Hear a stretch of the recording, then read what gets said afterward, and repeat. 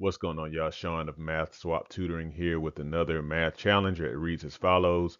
We want to find all real solutions to the following equation. X squared minus 10, all of that squared equals 36. So this is a pretty easy one right here. So what we want to do is, since we're wanting to get to the x, we need to undo this square here. So we want to take the square root, whatever we do to one side, do to the other. So then x squared minus 10 equals the square root of 36, which is 6. Add 10 to both sides. X squared equals 16. Now we're going to take the square root again. And the solution, don't forget, plus or minus 4. So we have two real solutions, positive 4 and negative 4.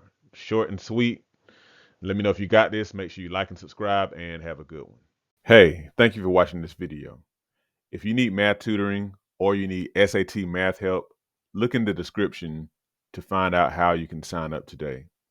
Also, don't forget to like, share, and subscribe so you stay in touch with Math Swap Tutoring on YouTube. Have a good one.